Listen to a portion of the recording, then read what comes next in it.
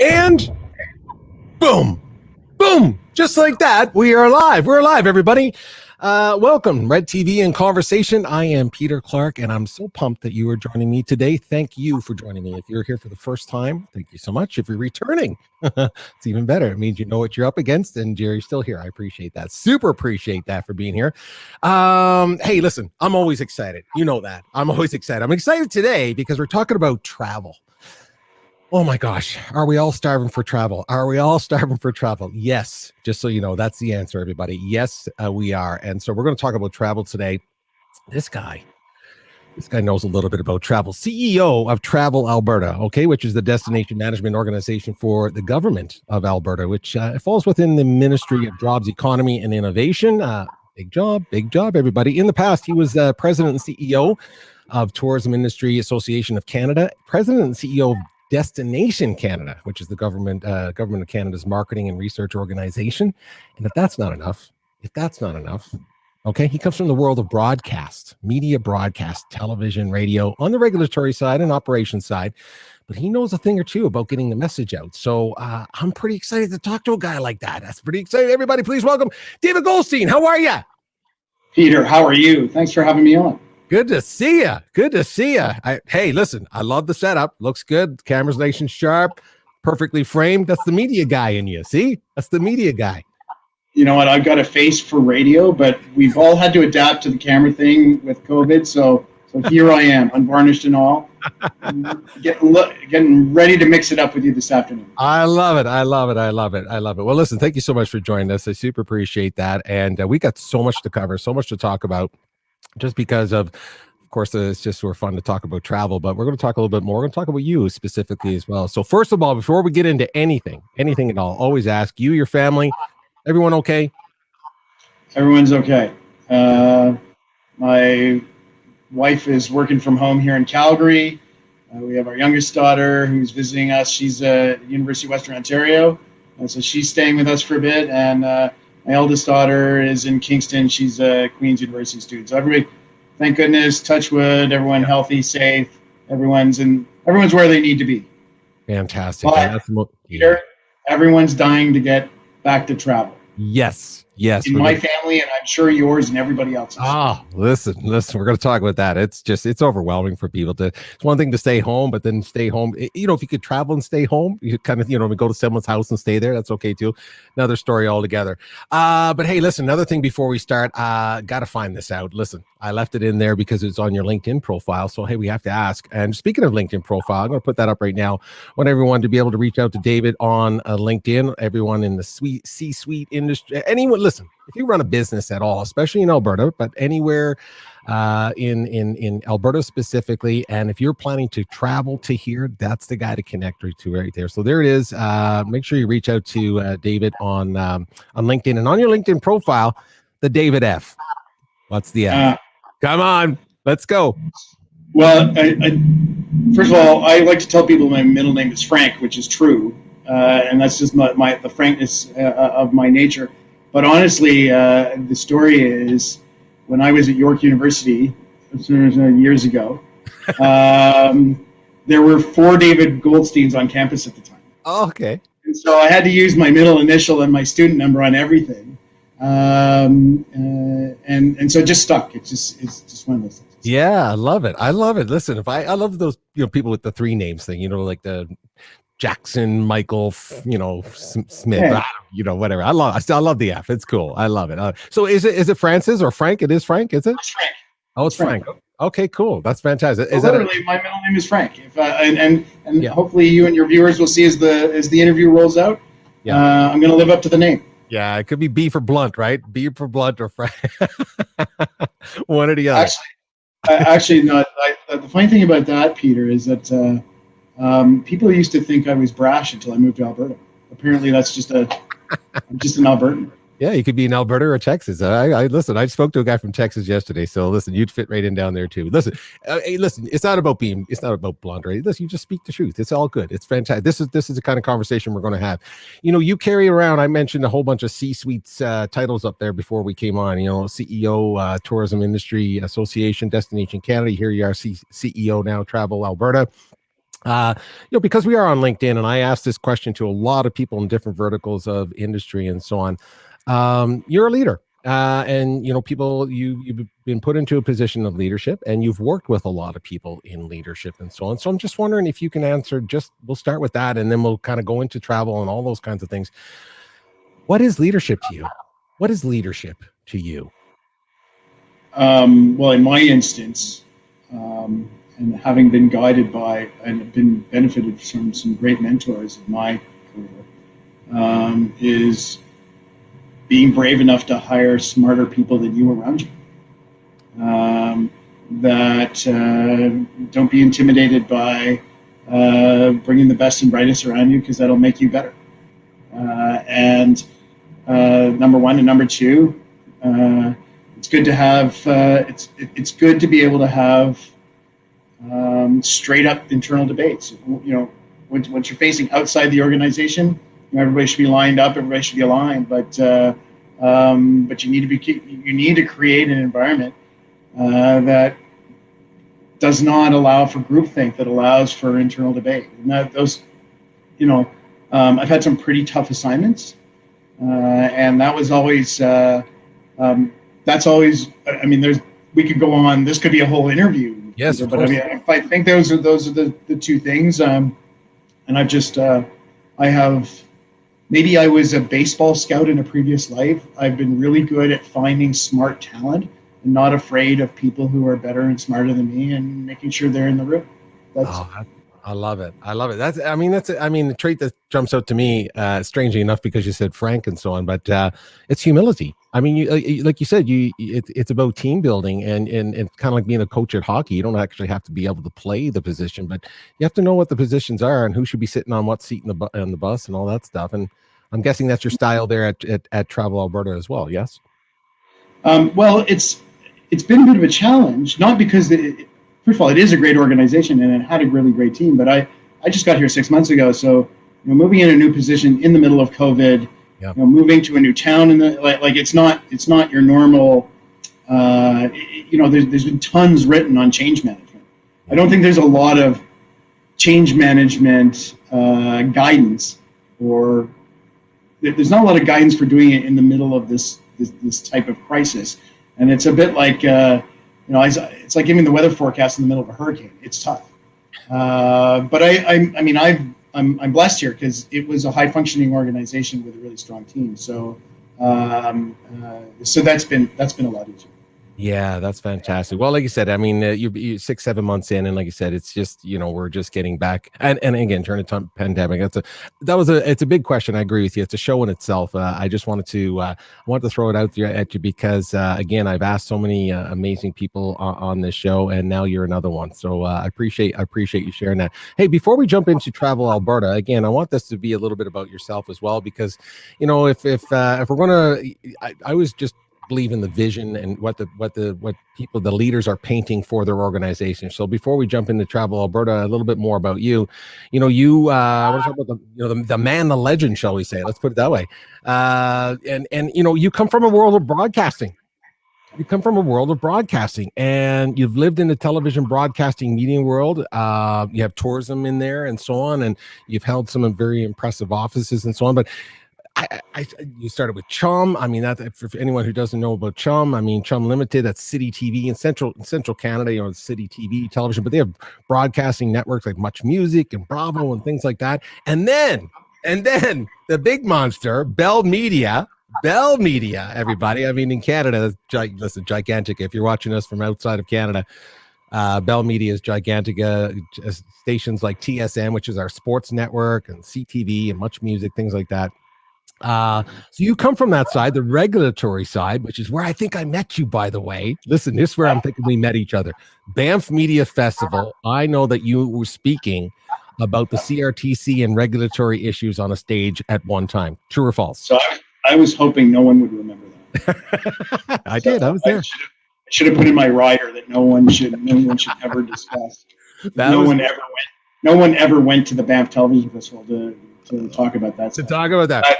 The 𝘂𝗶𝘁𝗵 is actually, I started out in production, in post-production. Right. I was the worst television producer in Canada, which is how I ended up on the regulatory side. And working with some truly gifted leaders in the broadcasting business. The late Jay Switzer, who was a huge mentor of mine, was CEO of 𝘄𝗶𝘁𝗵. Yeah. 𝘂𝗶𝘃𝗲𝗵, who is the CEO at the time of what was then called 𝘂𝗶𝘃𝗲𝗄 Media, super brilliant guy. And it was and those were very interesting times to be in the media business, because it was in significant transition, and probably the height of that. I mean, there were just too many great things to talk about, but I was part of the 𝘂𝗶𝘃𝗲𝗄 Media team as they were going through the 2010 Olympics.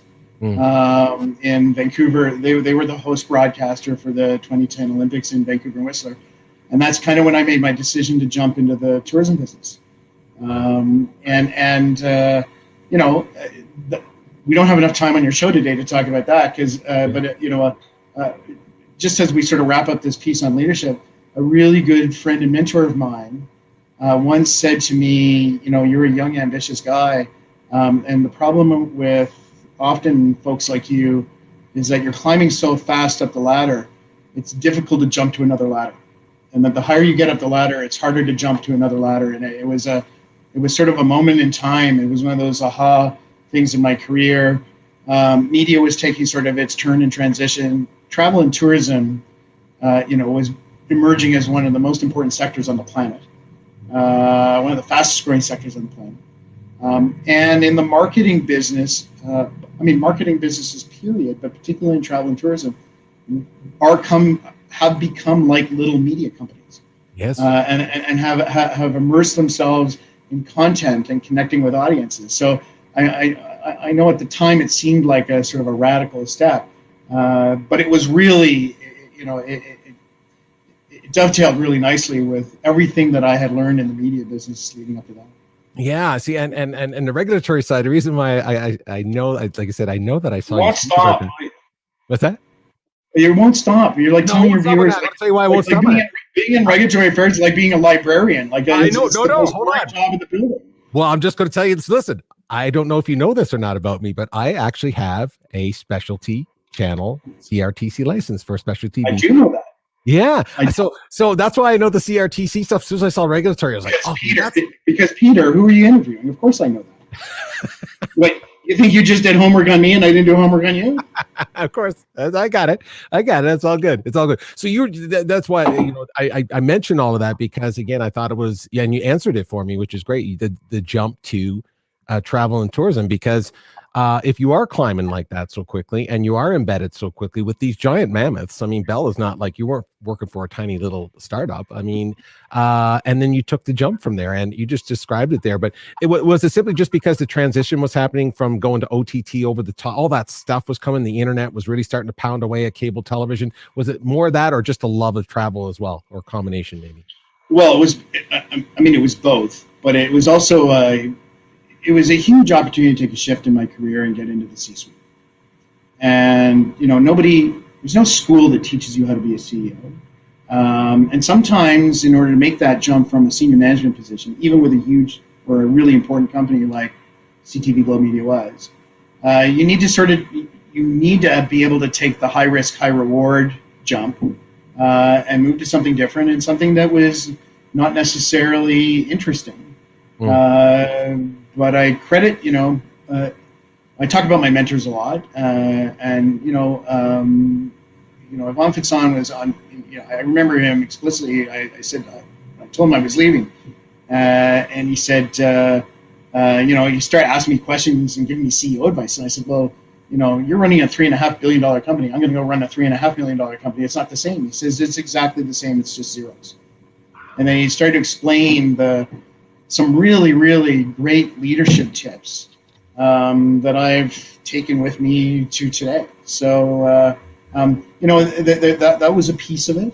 The business is exciting, even though we're stuck in COVID. The business is exciting. The travel business, the visitor economy, it's an exciting component. I don't think it's as well understood by the public because they interface with different parts of it. Right. I don't think the public realizes that 35% of restaurant receipts are attributable to tourism. So they see hotels and they see airlines, and they think about, am I going to go away for March break or my ski vacation or whatever? But I don't think they understand the depth and breadth of the visitor economy. For example, here in Canada, it's $100 billion. Well, pre-COVID, it was a $100 billion industry. Yeah, it was the largest services export sector in the Canadian economy. And when I say services export, that means the money we earn from international travelers coming to Canada. So, I think it's one of those things. We used to joke back in my chum days about the 𝗟𝗶𝘃𝗵 in Cincinnati syndrome, where just because everybody saw that show, they thought they understood how a radio station worked. I think because people have a familiarity with travel or what they think is travel, they think they know the travel industry or the visitor economy. And I think it has much longer tentacles into our economy here in Alberta, Canada, globally. It's a $1 trillion business globally. Yeah. So it's exciting, and it's kind of based on this age-old essence of human beings that we all have wanderlust. Yeah. We all, we want to explore. We crave it. I mean, we started as a nomadic people, tens of thousands of years ago, and the only difference now is whether or not you check your luggage or not. Like that's a big leap. But the essence of humanity is we want to explore, we want to meet new people, we want to see new things. Yes. And we want to do it, whether it's business travel or leisure travel, or just going to visit my parents back east, like what we call visiting friends and family. Every element of that has a little piece of humanity on it within it. And I think as we sort of claw our way out of this current crisis, that's the thing that I think we have to put front and center. Like, this is what we're trying to do, is recognize a certain element of humanity and trying to figure out how to make it work. Yeah, listen, everything you said just so resonates with me because, first of all, I got to get east to see my dad, so I've been waiting to do that. But I all of that you just said, 100% agree with you, and like you said, that's a show in itself as well. So maybe we'll return to that on another day. But let me ask you about, you mentioned all the economics, and I want to talk about that because we're going to jump into Travel Alberta and really specifically talk about your mandate and what you're doing. And let's talk about the economic power of travel and tourism. You mentioned about the $1 trillion business and so on. I mean, in Forbes, I took a stat from Forbes 2019, something like that, $8.9 trillion to the global GDP. I mean, that's 9 trillion, everybody we're talking about. So in 2020, they were talking about the estimated loss of for COVID, just for 2020, probably around $1 trillion. Okay. And of course, tens of millions of jobs lost and so on. So tourism in Alberta, giant contributor to domestic product here in Alberta. I think we've been leaning on, the golden egg in the past. And of course, that has changed here. We are in the energy sector here for Alberta. But let's talk about how travel and tourism can and will play a role in Alberta's economy when it comes to recovery post-pandemic and maybe into the future. What's your thoughts on that about travel and tourism to boost the economy here in Alberta specifically? Well, Peter, obviously I believe in it, or I would be. But I mean, all kidding aside, Alberta was a pretty strong participant in the visitor economy. Yes, oil and gas have been sort of a predominant fixture in the Alberta economy, but we were no slouch when it came to travel and tourism. And if you're looking at global icons, the Rockies rank up there. Niagara Falls and Paris, and like they're globally known. and we now have generations of connectivity with parts of Alberta with the international travel circuit. So we're not starting at zero. The trick is sort of two or threefold. Number one is, what is going to be left after this COVID crisis? What businesses will have survived? What experiences will have survived?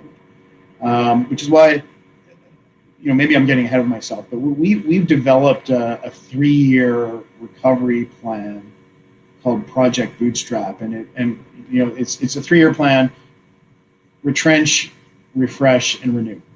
And that's about product development as well as marketing, as well as regaining our access, our air access. Before COVID, Alberta was punching above its weight when it came to air access, mostly because, WestJet's in our backyard and was using Calgary as a significant hub, and that attracted a series of other competitors. So pre-COVID, we were actually in an enviable position. We had good air access. We had 2 great international airports. We had the Rockies. We had some really great infrastructure. We had emerging destinations around the province, both up north and other parts of it. So we were kind of well on our way. Now we got to figure out how to get through what I call the COVID gulch into a new reality. And some of that is going to be based on how we market ourselves out of this.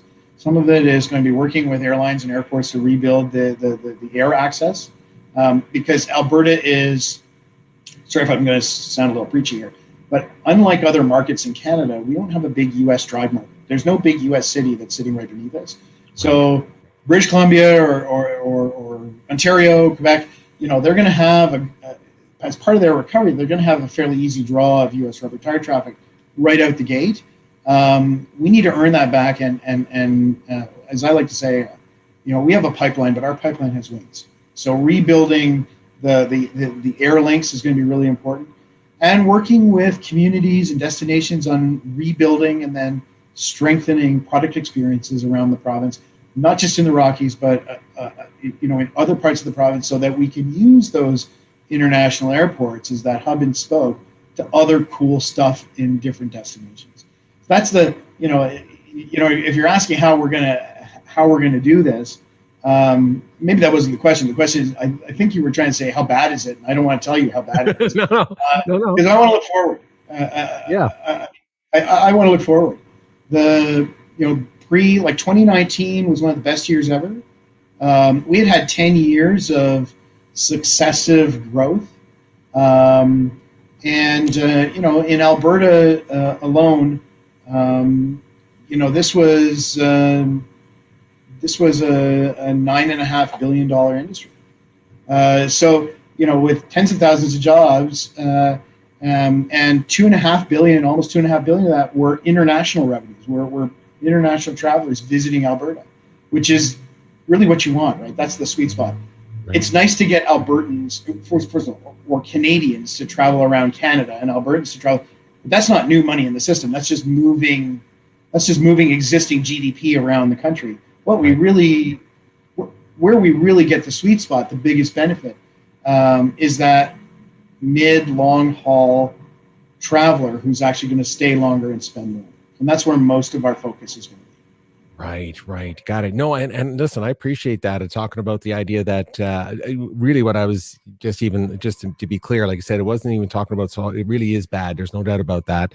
But you're right. I think we forget how impactful travel and tourism is in our province, because we've always been under the cloud, if you will, or the shadow of the larger maybe global industry of energy that has shown up and so on. I do want to bring up here. Let's bring up while we're talking about it. But before we move to that, I want to give you a quick example of how other sectors that are important to Alberta actually can contribute to travel and tourism. Yeah, please do. I was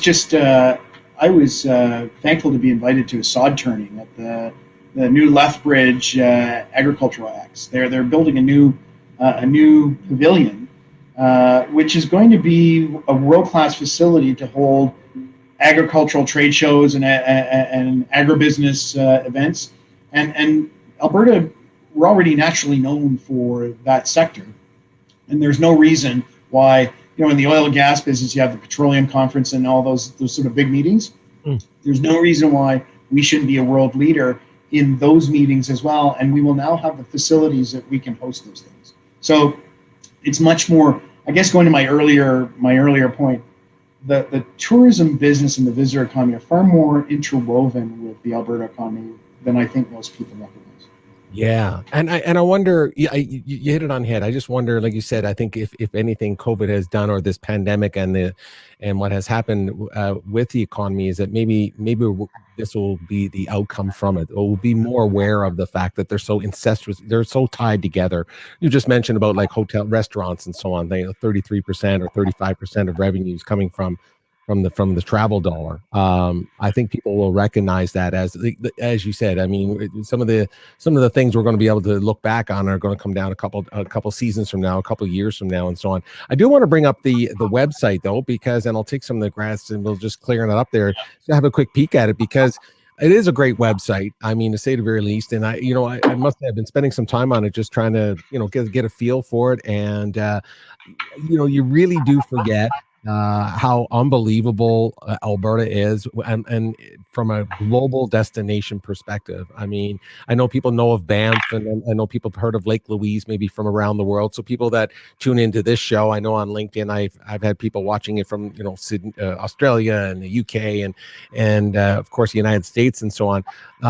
But there's more to our province in this particular part of the world than just Calgary or Edmonton and Banff. I mean, there's so many amazing places here. So I'm just going to scroll a little bit around here and poke around a little bit.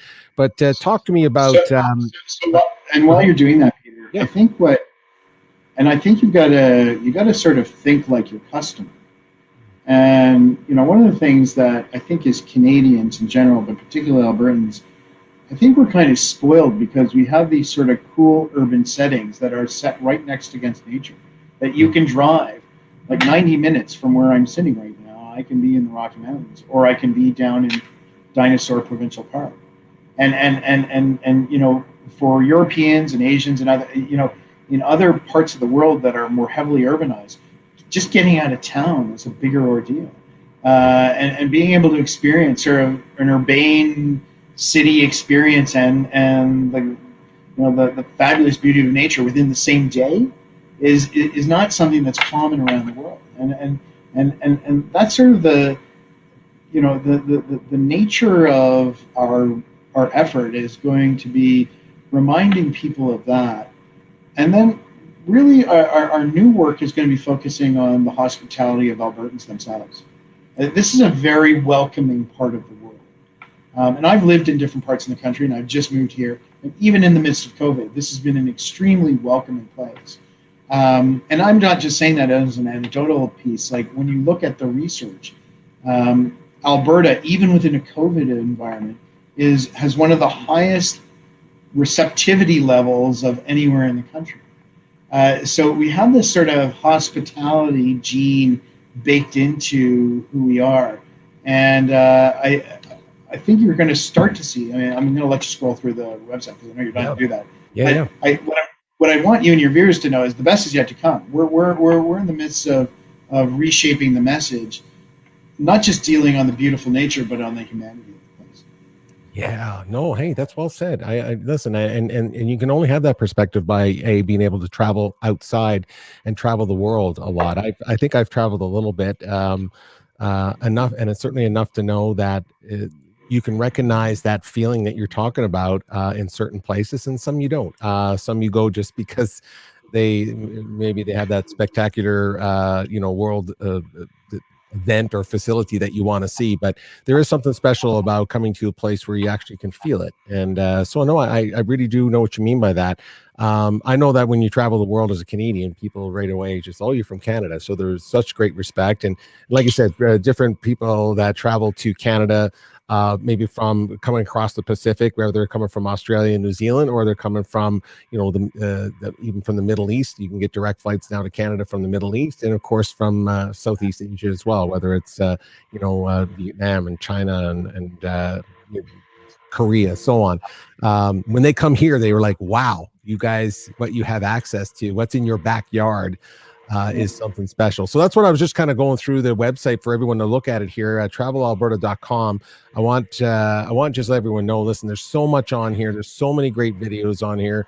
Travel offers, obviously, so you can get an idea of what people are offering out there and so on. That's only slowing down because of the internet of our broadcast. So it's not the website, everybody, but so much things to do, so many things to be offered, so many videos to watch, by the way.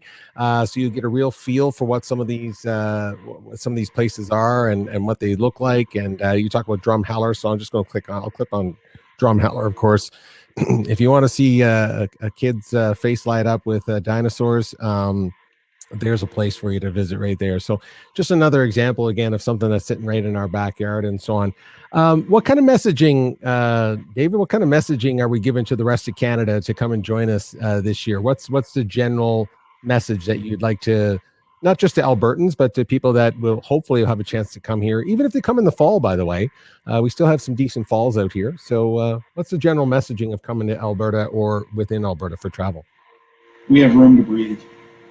When a lot the other research that's coming out, that remember to breathe has been sort of our tagline for a long time. But when you look at the data, when you look at the research, people have a huge pent up demand to travel, and they're looking for open space, and we have that in spades. And I think Peter, I think we're going to have to recognize this is going to come in waves. First wave, when we are allowed, when the travel restrictions drop, there is going to be huge pent-up demand for what we call visiting friends and family VFR. And I have an aunt and uncle in Vancouver. They want to come visit. I have my folks in Ottawa. Like there's going to be, people have been without family for far too long. Right. And so just that act alone is going to be a huge sort of, we hope sort of mid-late summer into the fall and right through Christmas. And then you're going to see, sort of general leisure traveler, not the group travel that you're not going to see the tour buses quite yet, but you're going to see what we call FIT or independent travel. You're going to see people who are just dying to get out. We did see a little bit of that, like we benefited a little bit this winter, even with the travel restrictions. For example, the ski resorts did fairly well this year. People want to get outside, they want to engage. We're forecasting a super huge ski season this coming winter. People are going to want to travel again. People are going to want to do those activities, and then we're going to start to see business travel come back. I think that's going to be, no matter what anybody tells you, we're all tired of Zoom. We're all tired of Teams. We want to get together again. Yes. And it's going to take a while for the business community to catch up. It's going to take a while for businesses to start laying in travel budgets back into their corporate budgets, but you're going to see the meetings business come back. It's going to take a little bit longer. And so there's that sort of dynamic. And then there's another sort of, imagine it's sort of, Peter, like a Rubik's Cube. Like there's a lot of different moving parts. Then we're looking at, first there'll be a wave of domestic travel, and then we see hopefully a U.S. border opening, in the next few months, which will start to see that what we call that trans-border business come back. And then we expect the international business to start to come back again around winter and ski season, but I think right through 2022, we're going to see that pent-up demand in the international markets.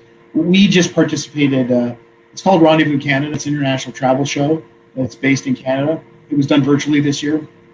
But our Alberta businesses had, it connects you with travel buyers from Western Europe, from different parts of Asia, Australia, New Zealand, all over the U.S. Ton of pent-up interest, a ton of pre-bookings for 22. So I think there's a huge opportunity there. We just got to make sure that we're holding things together until we get to the other end of the tunnel.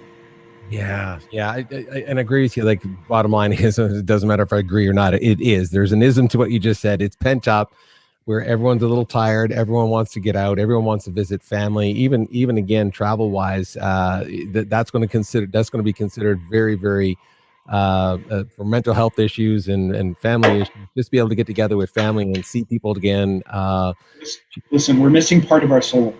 Yeah. When you can't connect with the people you love, you're missing part of your soul. And I keep going back to this, Peter, and I hope it doesn't sound sappy, but it's kind of a basic human instinct. Yeah. Right? So we want to do this. The real question going forward for a lot of people is, how do we do this? Does this change the way, does COVID and our experience with COVID change the way we travel? Does it change the kind of documents that we're going to be required? Or does it require, is it going to require, vaccine passports? Does it change the way the accommodations business deals with health and safety? Airlines, accommodations, how do you hold meetings of people? Because the old way we were doing it, by taking 500 people and putting them in a ballroom in a hotel and bringing out a keynote, like that stuff, figuring out how to do that again with the right safety provisions, giving people sort of peace of mind. That's an interesting thing that we're grappling with as a sector. Yeah. No, I wonder from a Travel Alberta perspective and so on, you mentioned something that I think is just important for us to kind of elaborate on, or maybe if you could elaborate on it. It's about the safety protocols and the things that, we're obviously sitting here trying to encourage people and suggest to people, no matter where you're watching this from, if you're from and can come to Alberta, Western Canada, if you live in Alberta, of course, we're talking to you as well. But this is generally in the world, and, we got to get back out. We got to get active. We're not trying to downplay the seriousness of what we've been through, and we're not being disrespectful. That's not what we're saying. We're just really talking about the industry and rebooting it again. What do you think about the travel protocols and maybe the things that people can expect, maybe just in Alberta for the next 90 to 180 days kind of thing, through the summer into the fall? Because I know it's such an important issue for everybody to stay safe. So the hotel community, both the airlines and the hotel community, have done a really great job of existing through this and developing the safety protocols and higher levels of disinfecting and all of that stuff. And in some instances, I know several of the larger hotels that aren't going to come back full force right away. But they're probably going to open up maybe 50%, 60% of their rooms to make sure that they have the staff ratios, to make sure that they're ready for their visitor ready. I think the bigger question we have to think about is, what are going to be the reentry protocols? So we're still, Alberta has come out with a plan. Various provinces have come out with a plan. We don't yet have a real Canadian plan of how we're going to reopen even interprovincial travel. When do we see a border opening happening with the U.S.? When is it going to be acceptable to receive clients from international destinations? How do we make those decisions? Right. Folks like, in the UK, they've developed a protocol, sort of a green light, yellow light, red light system based on the thresholds of the inbound country's vaccination response. There are sort of two schools of thought out there, Peter. Some are like, well, we should judge a destination based on their vaccination response, or we should judge the individual, whether if an individual is fully vaccinated, are they safe to travel? And so that debate's going on right now in real time. I don't want to sound, I don't really have a dog in that fight. I just really want things to open up again. Yes. Safely, but I want things to open up again. And particularly the Canada-US border. Like that's, in many ways, post 9/11, we experienced, we had a huge trauma to the system post 9/11. And that was largely due to the requirement for U.S. Citizens to require passports. And there was a very healthy rubber tire traffic back and forth between Canada and the U.S. We were literally, if you talk to people in southwestern Ontario, we were Detroit's backyard. Like there was that back and forth, and maybe you and I are old enough to remember, but there's a lot of people that forget what life was like pre 9/11. Yes. And then first we had passports, and let's be honest, a passport is like a 19th century document. Like this one has a biometric chip, but let's be honest. The best part about my passport is I can look through and remember where I actually was. That's the nice thing. I agree with you 100%. And then we got to a Nexus card, and that's sort of a trusted traveler program. And really, in the wake of 9/11, what we decided was to be a regular traveler, you were going to give up a little piece of a lot of your personal information, and a little bit of your freedom, right? The question now is, that was personal freedom based on issues of potential terrorist threats. What does it mean now in this new I'm going to say post-COVID environment, but in this new world, does my Nexus card now have encrypted information that says I've been vaccinated, what my vaccination routine has been? And I don't think we haven't figured that out. We're literally changing the transmission as we're driving 100 kilometers an hour. And I think these are tough decisions to figure out how quickly and robustly the visitor economy is going to come back. These are things that we're grappling with now.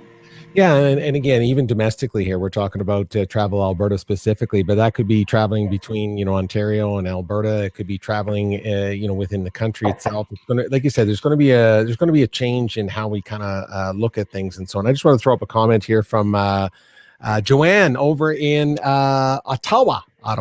Hey, Peter, traveling from Ottawa to Alberta after pandemic, yes, there you go. Hey, that sounds good. Well, I'm going to try to go your way as well, just so you know. We're going to head back that way. So appreciate that comment. And Terry Lepovsky, also out of Ottawa, says, as David's absolutely right, everyone has a bit of wanderlust. There's no doubt about that.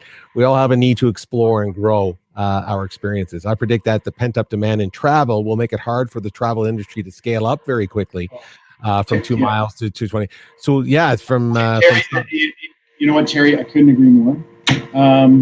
It's easy to turn things off. It's harder to turn them on. We have lost talent because of this that have gone to other sectors. So rehiring people will be different. You can't, if you're an airline, you can't take a bunch of airplanes that have been sitting on a tarmac for 11 months and just turn the key and start flying again. The maintenance requirements to rescale up.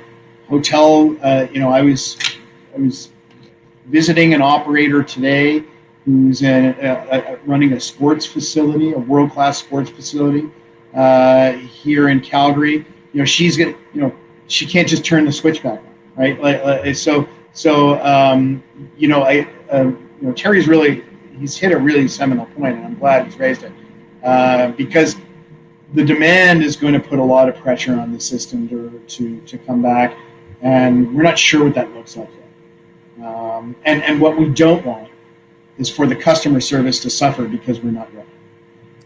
Because that has long-term brand damage problems. So anyway, Terry, that was a really good point. No, that's a great point. Thank you, Terry, for bringing that up. And you're absolutely right.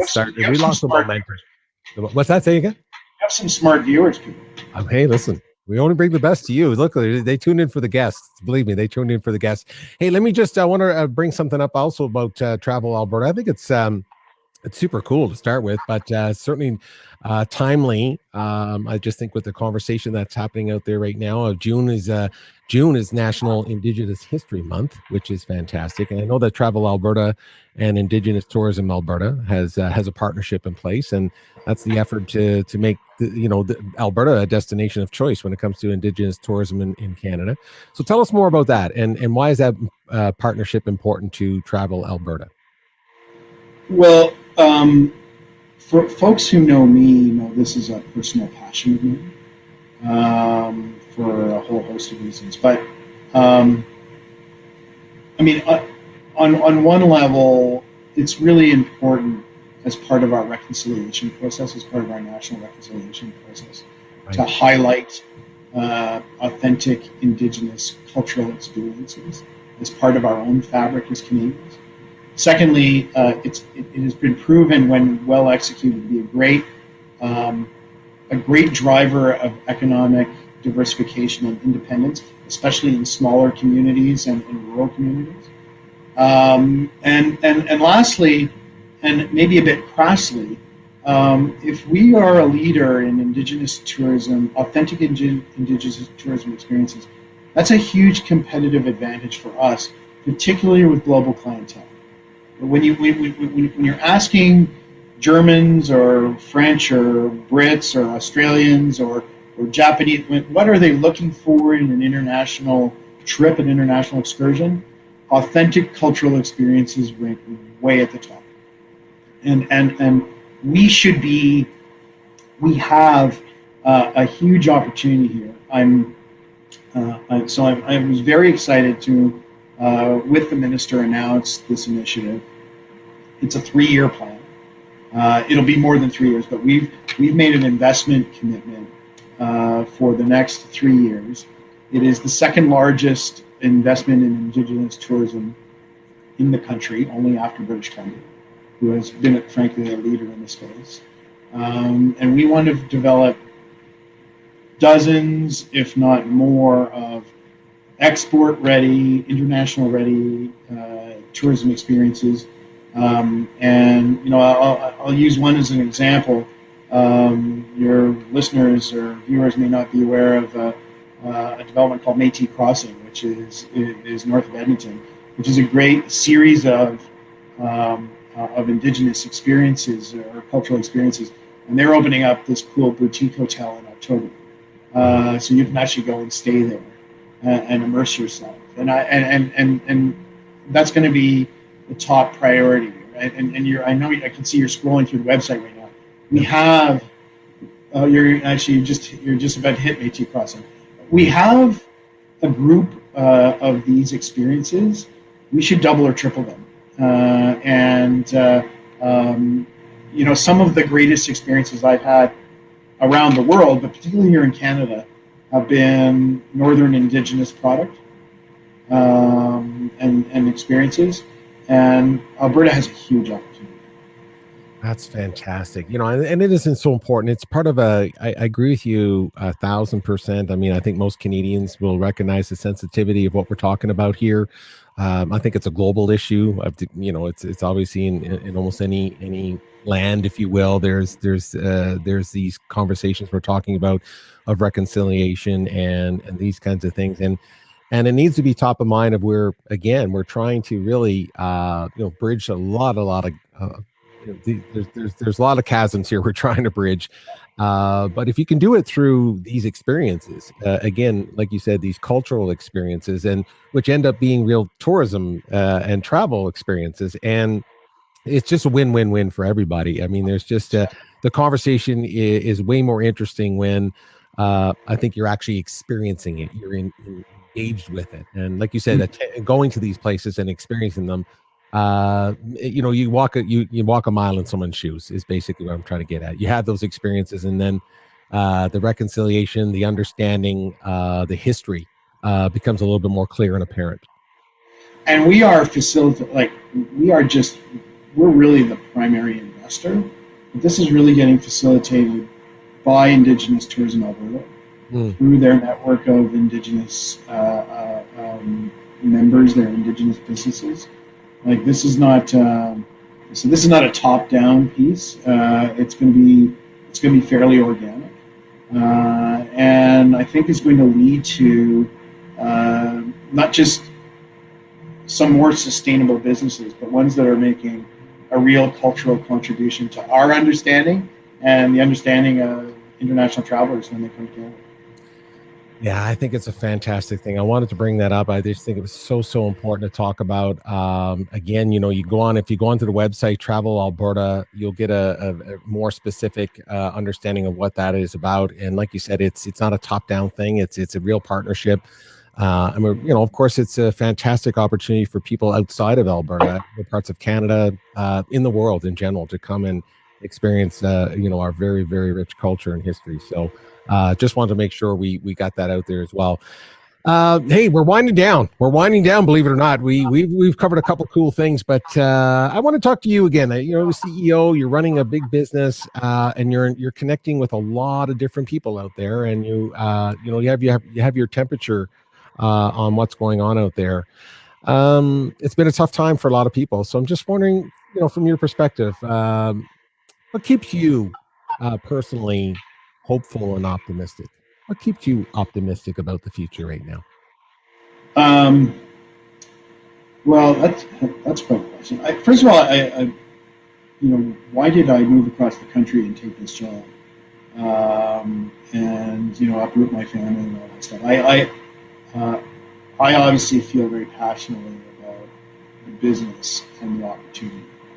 I personally, over the last 12 or so years in this industry, have developed very close friendships with friends of entrepreneurs. Some of them are second and third generation family businesses that are just trying to keep their nostrils above the water right now. They've second and third mortgage their homes. They're really just trying to ride through this. And I really wanted to be part of that recovery because as you read through the biography, I kind of went back to ended pre-COVID on the tourism side. I thought I was going to go back to the media business. And then, it's kind of like The Godfather 3. They pulled me back in. The second thing, which was, Alberta has taken a very progressive stance when it comes to the development of tourism and the broadening of the mandate of Travel Alberta. So we're not just a destination marketing organization, we're a destination management organization, which really broadens out the mandate. It's the first of our provincial counterparts in Canada to do this, and to be more involved on the economic development side and not just the marketing side. So I really dig the vision that Alberta, the path they were going down. And then, of course, the government of Alberta put their money where their mouth is, and they made a significant increase in investment in Travel Alberta over the next 3 years to get some of these things done, to get the air access piece done, to get the Indigenous tourism. It's not about these pieces require some investment, almost irrespective of COVID, but doubly so because of it. So, in answer to your question, like why, I wanted to be part of the solution, and I think there is a path to a smart rebound, to a smart restart, and I just saw this was a really, really hopeful opportunity to roll up my sleeves and be part of the solution. So I don't know if that answers your question, but that was sort of the motivator. That was the motivator for me. Yeah. We could start to see the green shoots. I was talking to an operator in the Rockies, and she's like, you know what? We're starting to see the bookings come back. We've gone through a horrendous year and a half, and we're starting to see the bookings come back. There's opportunity and possibility there. And I know I'm not trying to sugarcoat this, and your viewers are probably going, it's a bit Pollyannish, but we could talk about the bad stuff. But I actually do think that if we do this right, the future is going to look way better than the past. It may take us 2 or 3 years to get to where we were pre-COVID. But I should remind people that post 9/11, we had a lost decade of the tourism business. The travel business fundamentally changed. And it was only sort of past 2011 where we saw that sort of meteoric rise of the tourism industry globally, which you spoke about some of the numbers earlier. But people forget the lost decade, right?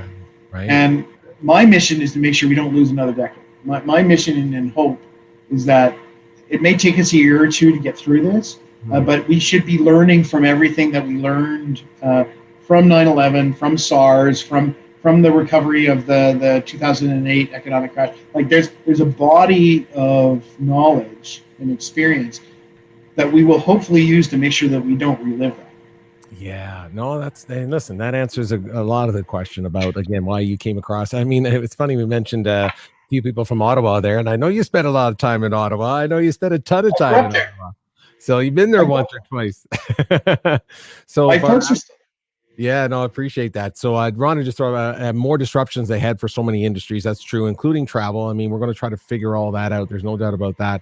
And another comment that we can learn so much from this. You're absolutely right. We're going to have to learn from what's happened over these 3 or 4 events you just talked about. We're going to learn from those things, and we're going to adapt differently. And how the industry turns out, we're going to figure that out as we go. David, before you go, my friend, we got to have some fun. Now, it's not that we didn't have fun, because we've had fun. We've had lots of fun, but you can only get to know someone. So this is our first time we've ever had a conversation, and there's only so much I can get to know about you. Just talking about travel and these kinds of things. But so I come up with something that will help us get inside the mind of David F. Goldstein. It's called This or That with David F. Goldstein. Okay, so really simple stuff. Even the famous, infamous friend that we share, Duncan Bureau, has played this game, and even he has done this. So I'm not sure he would tell you the truth, though. Yeah, he's hard to read. He's hard to read. I hope he's watching. He's a cagey cat. Yeah, you can, absolutely.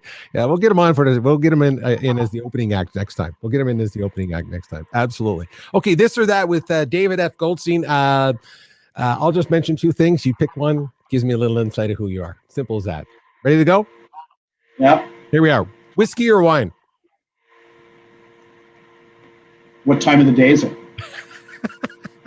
That's my answer. I agree. Okay. I don't know. That's not a choice. Well, I'm just wondering which way you'd lean. That's all. Okay. Let's say it's 11 o'clock, 11 a.m. How about a whiskey before dinner and wine with dinner? How's that? Hey, this and that. We're going to get along just fine when we meet. You're going to get along just fine. How about this? Spider-Man or Batman? Batman. You said it like that. Like the car? I don't know. It's the mansion, the car. Like what? Catwoman. What more do you want? Hey, listen. What more do you want? Boom. The belt. The butler. What more do you want? I never thought of that way. That's funny. I never thought of it like that. It's not the superpower, which is great. Yeah. It's the accoutrement. Like Bruce Wayne has the whole package. You are so right. I never thought of that before. Very clever. I like it. How about this? 60s music or 80s music? 80s music. 80s. Yeah, my hair's stuck there too. 80s alternative. Yeah. Oh, okay. Fair enough. Okay, careful with this one. Flames or Oilers? None.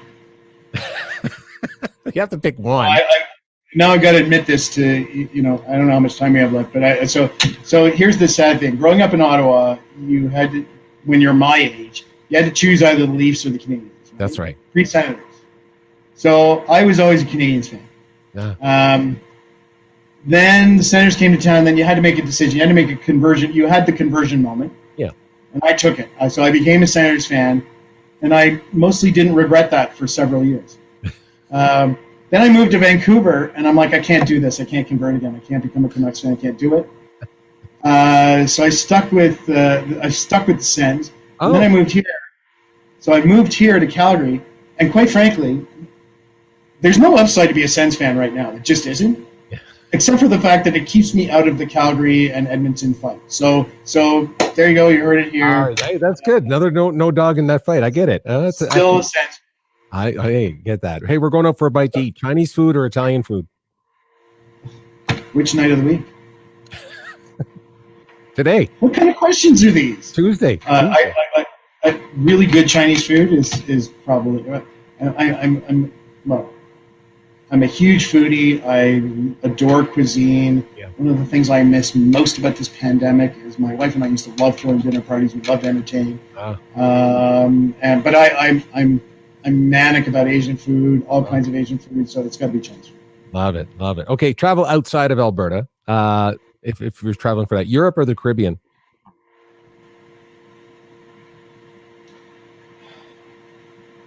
So my wife is half Jamaican. My late father-in-law was from Jamaica. We used to love taking our family vacations to Jamaica. And you can't just say Europe. Like Europe is. I know. I mean, with a gun to my head, Peter. for the guy who's selling Canada, you're going to tell me I have to go outside of Canada. Some of the loveliest times I've had with my wife have been in Florence. Oh, fantastic. We really dig Florence.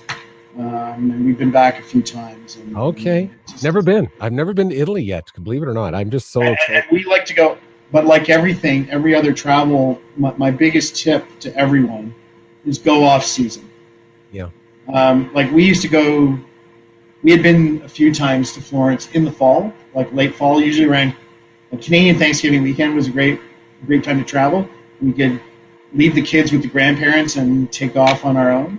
Yeah. And you know, most of this is a terrible thing for the Travel Alberta guy to say, but you want to go when the tourists aren't there.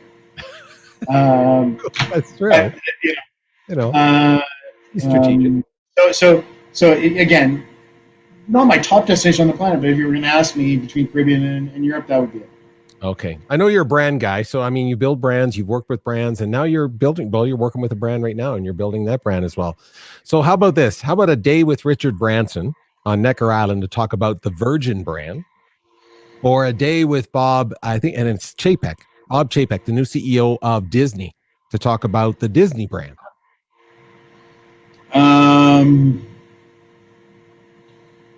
It would have to be Branson. Okay. Why is that?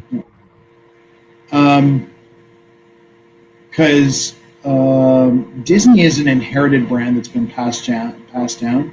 Branson's really the genius behind the Virgin brand. He's the originator. So I would love, I'd love to meet them both. But there's a lot of legacy to the Disney brand. I would love to. I would love to have a coffee or a glass of wine with Richard Branson. Yeah, I like the way you, and again, never thought of it like that. And you're absolutely right. There's a personal connection to that brand existing with one person. They're so true. Still sort of does. I mean, when they're interchangeable. I mean, they both have big teams. Like they're they have people that are working with them. But I mean, he was the original creator of that. And so that would be a very cool discussion. Yeah, definitely would be. How about this one? Hope or freedom? Hope. No right or wrong, but why hope? Because you can't have freedom without hope. So it's kind of a precursor. And I, especially in times like these, it's probably the only pathway forward for the human condition. Without hope, and it's hard. Hope isn't necessarily easy. And this may be where we tie things up, but it's hard to have hope in times like this. But that's probably what makes it more important. Yeah, no, I appreciate that. Okay, finish this sentence for me. This is the last one for you. Finish this sentence for me. I love my life because.